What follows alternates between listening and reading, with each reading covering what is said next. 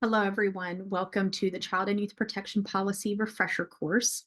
This video is made for those who have already attended the in-person mandatory Child and Youth Protection Policy training and is just meant to be a refresher for 2 years before you have to take the course again in person. So we're starting a new thing this year where we're going to do a 3-year track. You have to take it in person the first year. For the second and third year, you can take the refresher course video, and then you have to go back to take in person again as a full refresher. So this video is a shortened version of our regular CYPP training. It is not meant to encompass everything. If you have questions or you can't remember everything, don't forget that you can always go back to your packet, look up information in there to get specifics about things. Don't forget, we also have the fact sheet for what is child abuse and neglect, recognizing the signs and symptoms. This is something that you also will want to have on hand to make sure that you are refreshed with everything.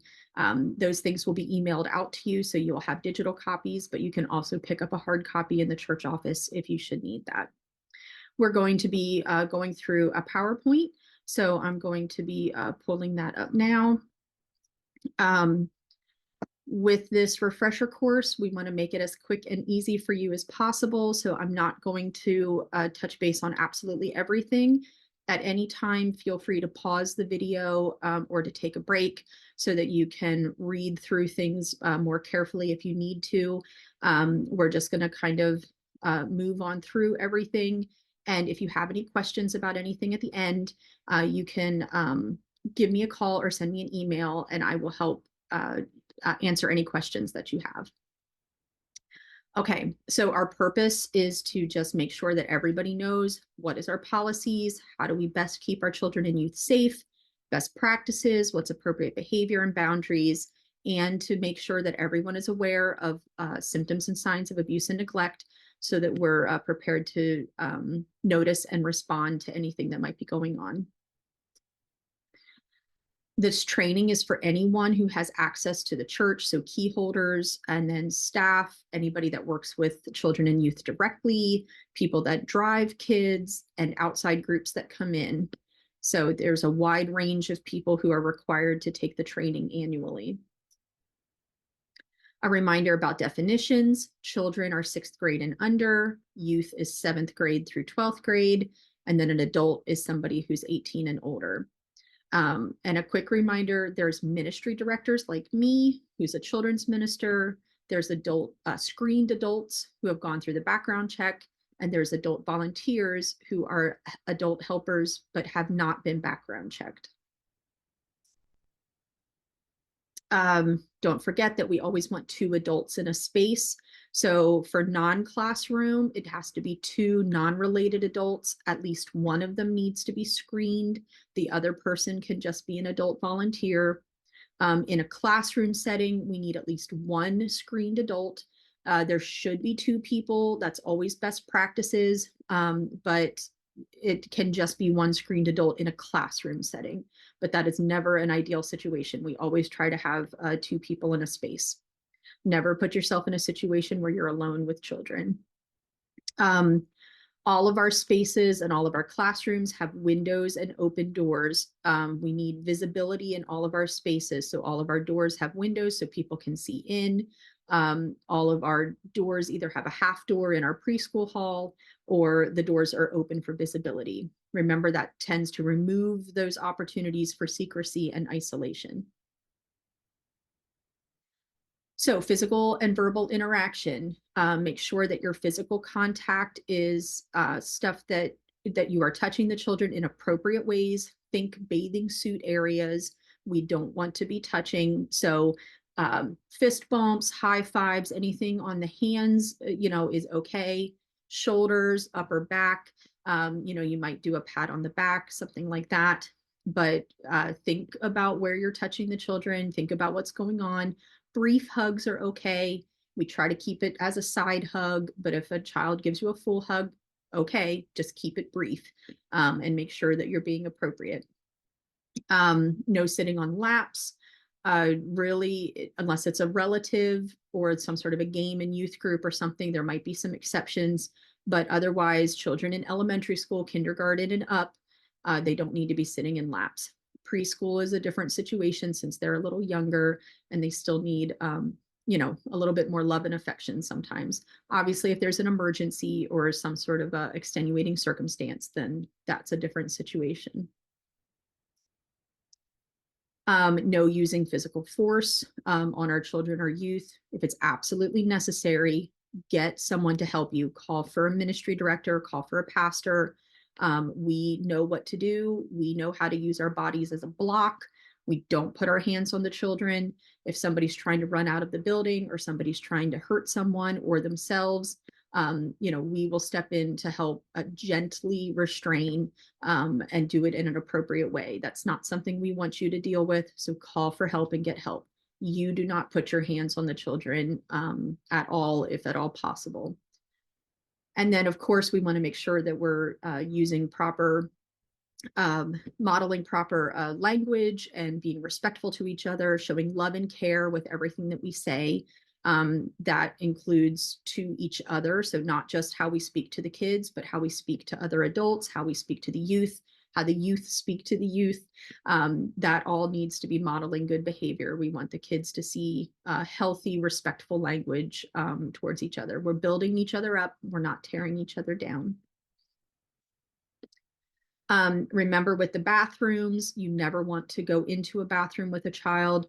Prop doors open, make sure that you can kind of see what's going on. Check to see if anyone's in the bathroom before you send a child in. We don't want adults and children in the bathroom at the same time. If a child needs help, have them step out into the hallway so you can help them, like with something like buttoning their pants. If it's something where you have to go in and help them in the stall, they've had a bathroom accident or something more serious is going on, then you make sure you get a second person. Those people have to be screened volunteers. This is not something for an adult volunteer to do. These people need to be background checked, and it's better if you get a ministry director or a pastor to come and help in situations like that. Children need to be escorted to the bathroom. Youth are good on their own. Remember that you can pause this at any time if you need to read the PowerPoints a little bit better or take more time. For transportation and trips, drivers have to be known. They need to be either a relative, a parent, guardian. They need to be screened adults. They need to be at least 21 years of age. 18 is not old enough. Just because they're officially an adult does not mean that they are okay with driving. We want people who have a few more years of driving history to be the ones that are driving.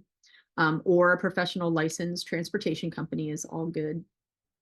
Again, the 2 adult rule with trips, 2 unrelated screened adults on trips. And then we want to make sure that we have all the things that we need, like permission slips and emergency contacts and all of that stuff, so we can be safe when we're traveling with the kids.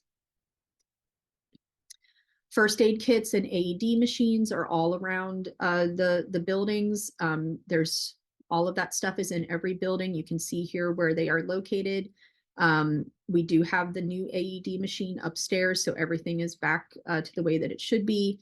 And as a reminder, you are not allowed to give children and youth any medications. That includes ointments, aspirins, anything like that. Just because it's in the first aid kit does not mean it's appropriate for us to dispense. That might be something you can use on yourself, but you can't give that to a child or youth. So no dispensing any medications to youth or children. Online safety and communication. So just a reminder that you are not supposed to be sending information to the kids or the youth. You shouldn't be texting with them or talking with them privately. Any communication that we do with the youth, mostly the youth, because it's them that have phones and access to emails and texting. All of that is done through group messaging, group emails, group texting, or the parents have given us permission to contact their children.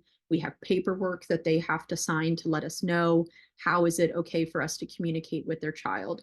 And all of that is done with the parent's permission. So you are not supposed to be doing any of that. If you have permission from the parent, if it's your own relative or you're a close personal friend, there might be extenuating circumstances, but otherwise that's for the children's minister and the youth minister, for the pastors, or for small group leaders to be in contact with the youth. Also, remember that online, we do not friend, we do not tag, we don't incorporate the kids into our social media use. We keep all of that separate until they turn 18 and graduate and they're officially an adult. We are not friends with them on any social media platforms. If they reach out to you, you say no. You cannot until they are graduated from high school. We're also not posting pictures. If you have pictures that you've taken at an event, you send those pictures to me or to a ministry director, somebody who's in charge of the event, and then we will put that out using the church's social media. Nothing goes on your own personal social media. All right, child abuse and neglect.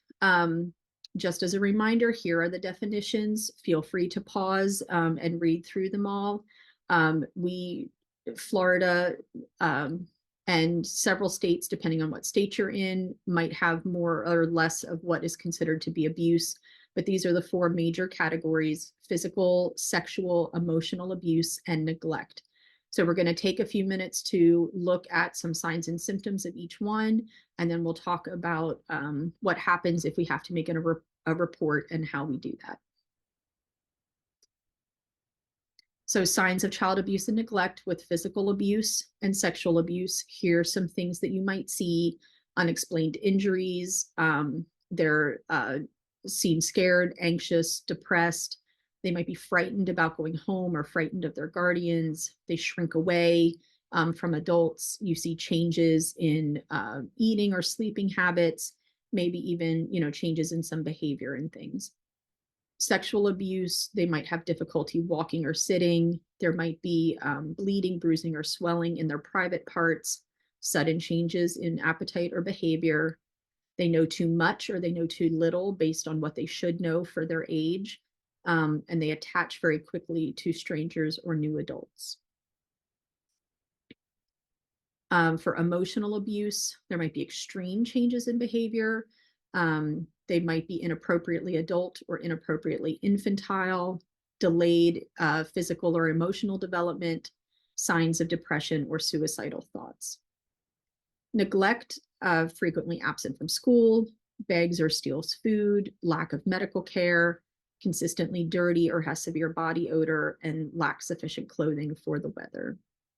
So those are some things to be on the lookout for. Remember that some of these, if you see one or two of these things, that might not equal abuse. It's usually a combination of factors, and that's why we contact DCF, the Department of Children and Families. They handle investigations. So if we see something that concerns us, if we have suspicions about any of these things, we contact DCF and they will take it from there. But it's good to keep your eyes open, be aware of what's going on, make sure that you're listening when kids and youth talk to you, make sure that your eyes are open to what's happening so that you can see these signs when they happen.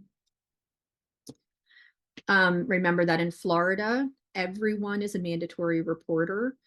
So regardless of what your job is or who you are, whether you're retired or not, you are responsible for contacting DCF if you see, hear, or witness something.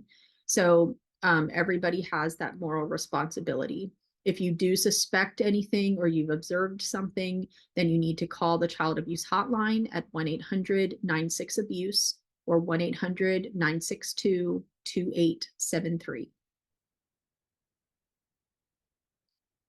If you have to make a report, here's kind of what you can follow.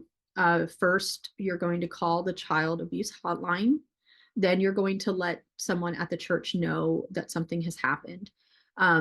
One or two you can do in either order. Some people, you are totally welcome to call the child abuse hotline before you let anybody know that you've seen something. You can also let us know before you make the phone call. Either way is okay and is appropriate. If you do see something at church or something has happened, within a church event, you're going to let the ministry director or person in charge or a pastor know that something's happening and that you're going to be making the phone call. If it is the ministry director or the pastor that is being accused, then you contact the person higher up. In the Child and Youth Protection Policy, in the back, there is a list of phone numbers for you to call if you do need to get a hold of the district superintendent's office. You're going to be prepared to answer questions from the counselor, so you'll need to know some information about the child and about the situation. They'll want to know as much information as they can so they know what they're going to be investigating. And then the report should come from the person who saw, heard, or witnessed the abuse.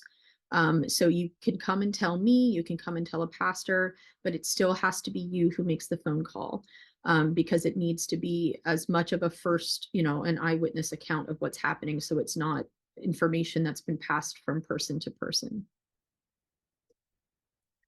When we respond to a report, our first priority is the safety of the child or youth. So we will secure their safety. We will get them out of the situation they're in. We will make sure that they are safe. With dignity and respect, we will remove the accused from further involvement with children and youth. Then we will make that report to the hotline or to the ministry director, and then we'll follow the advice of the investigating authorities. They will let us know what to do next. If the media gets involved, we have no comment. We do not call anyone and let them know what's happening. We keep our mouths quiet about everything. The conference will come in and help handle things, but we are not talking to anyone. We are not letting anybody know what happens until DCF is able to come in and make the investigation. All right. Thanks for doing this really quick refresher course with me. Thank you for taking the time out of your day to watch this video and to make sure that our children and youth are safe, that you're protected, that our kids are protected. There's a few things I need you to do now. One is that we need to have an updated participation covenant statement.